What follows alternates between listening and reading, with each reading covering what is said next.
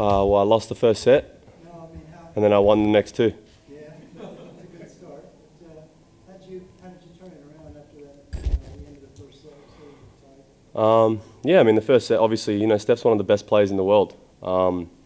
And I know that I'm just really happy with the way that I'm able to still play this level with the amount of tennis tournaments I actually play. Like, it's a testament of how hard, and I'm proud of how hard I work when I'm not playing. You know, I'm home with my family, and I'm still able to train and practice with guys that don't even have a ranking, and then I can come out here and beat players that are top 3, top 5 in the world on the biggest stage. So, I mean, I just got a lot of people I'm playing for. I guess that's what I think about when I'm out there. I got a lot of people that I play for, and they want me to keep playing and keep winning matches like this. And it's another reason I'm proving to people that you can do it your own way. You don't have to play every week. You don't have to be a certain way. You can go out there and beat the best doing it your own way. So.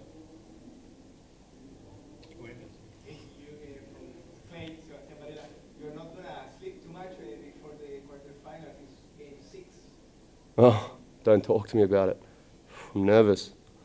I'm really nervous. I wish we could just go back 1 week, you know, 2-1 going back to Boston. I really wish we could do that, but I don't know. I'm not going to sleep much tonight, that's for sure. Yeah.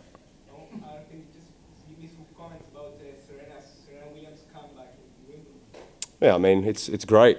You know, as long as these legends, I think humans always take athletes for granted. You know, Roger, Rafa, Novak, LeBron, Serena, like, these athletes are they're so rare, like, they're just amazing, and I think we should just, as long as they want to keep playing, we just got to keep taking it in and enjoying that, because the time's nearly up for all these players. So it's amazing to see her playing again and you know, playing the biggest tournament in the world. It's amazing.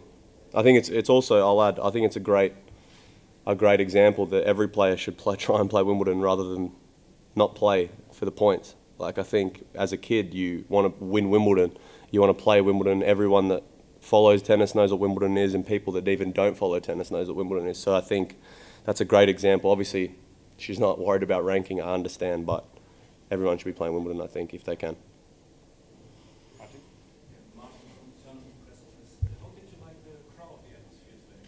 It was great. You know, the crowds for me around the world are amazing. I think the last couple of years, wherever I go, I feel like, you know, the crowd really wants me to go out there and put on a show.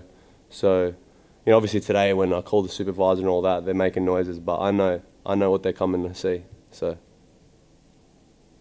Yep. Speaking of, what was the sit down all about? Well, the umpire said that I was playing too slow, and statistically I think I'm the fastest player ever. So I was a bit confused. And obviously for COVID reasons, the ball boys and girls can't bring you your towel. So I have to physically walk to get my towel. And in 30 degrees playing Tsitsipas, there's a thing called sweat that goes down to your hands. So I needed to go wipe my hands. And then he thought that it was important to give me a time violation because I played really, really slow. And how did it work out? You did have a good sit down. Well, I don't know, but I think it was irrelevant. Like, I just don't think it's needed. Like, the crowds, the stadiums are full to watch Tsitsipas versus Kyrgios. Like, it's just such an unnecessary part of the game. Like, why are you giving me a time violation? I'm like, I just wipe my hands and I'm going. Do you know what I mean? I'm not like someone in the past that's going to try and break rhythm or go to the bathroom or do any of this, like, to throw it. I'm just wiping my hands and I'm trying to return as fast as I can. And then he hit 2 aces anyway. It just, like, proves a point. It's just so stupid. Unless you just talked about the amount of grass court events that you see, not enough for you.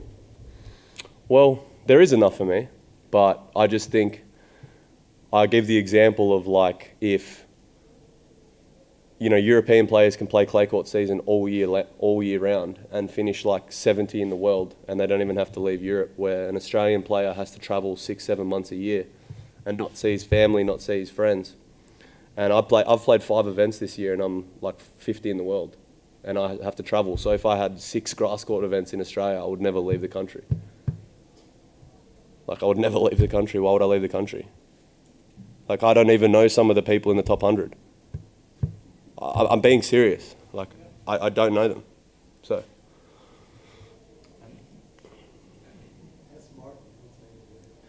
I know, but I genuinely don't know. Like, I'm seeing this guy who's like 70 in the world, and I don't know who he is. And how's that possible? And then I look at his like grass court record and hard court record, and he's won like 2 matches ever on those surfaces. And I'm like, how's that? How can you have people in the top 100 who can't play on 2 other surfaces? How's that like? It just doesn't make sense. And this is not a shot at Casper Ruud. I'm just letting you know. Like, he's like, it's not, because he's a gun. Like, he obviously final the French, whatever. But this is for like the other people who just live on clay. Like, they just live on it. Obviously, Casper final in Miami, whatnot. But you know, no, obviously not. But like, there needs to be. I think there needs to be more grass for sure. Like, I think it can't hurt. Like, We're talking about a grass masters. yeah, talking about it. How long they've been talking about it for? Exactly. I've been talking about it for ages to get, you know, mentally there. But Last question. Yeah, hey Nick, Andy West from the ATP website. I just wanted to ask about Halle and how if you have any thoughts on, or if you like, how the setup is here with the hotel right next to the stadium, and if that impacts how you prepare for things. well, it's unique. I think weeks like these are refreshing in a way because, you know, you got weeks like Miami.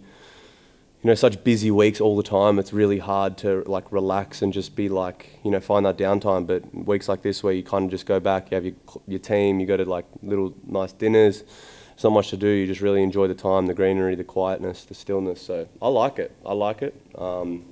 It's, you know, I live in Sydney now, but I lived in Canberra my whole life in Australia. It's quiet as anything. So I like places like this.